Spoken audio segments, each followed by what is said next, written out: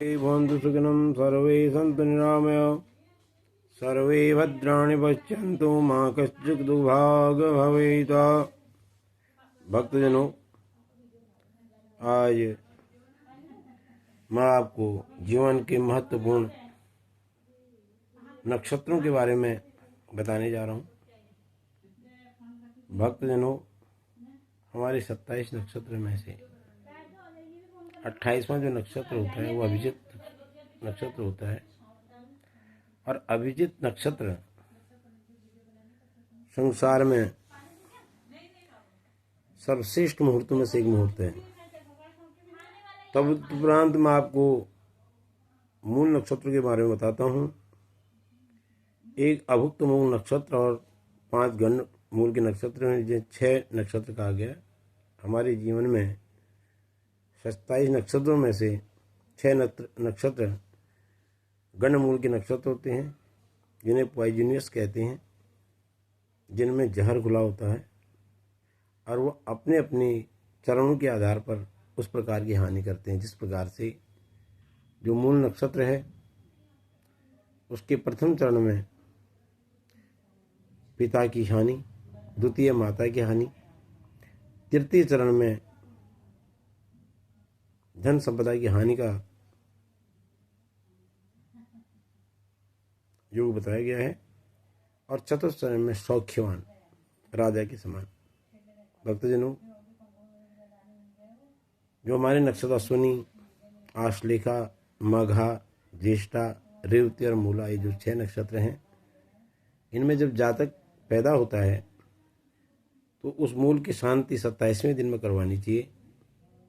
यदि किसी भी कारण आप 27 दिन में नहीं कर पाए तो 27 माह में करना चाहिए, और 27 माह में नहीं कर पाए तो 27 वर्ष में इस नक्षत्र का अवश्य ही निवारण करना चाहिए।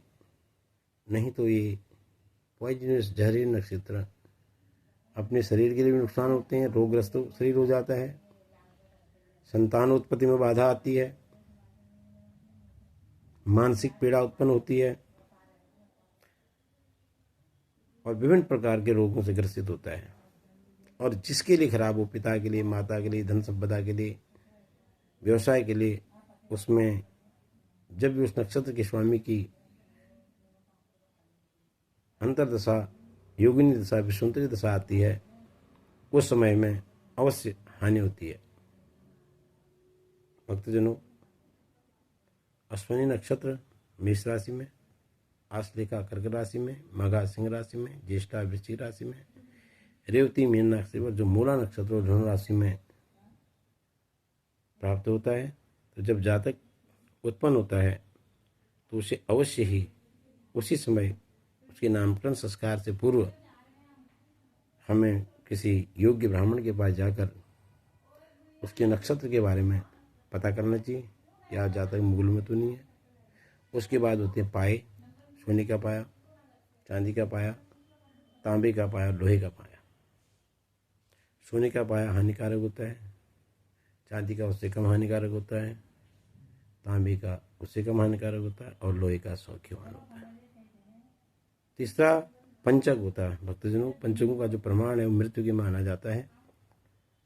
मृत्यु में पंचक दिखना बहुत ही उचित होता है। तो आप लोगों को इन नक्षत्रों के बारे में, पंचकों के बारे में, और अपने चरणों के बारे में, पाया के बारे में आपको ज्ञान होना चाहिए, और ज्ञात करना बहुत जरूरी है, अति आवश्यक है, जिससे परेशानियाँ उत्पन्न हो आपके जातक की जिंदगी में, और अतिशीघ्र आपको इनका जो पूजन होता है उसे करवा लेना चाहिए।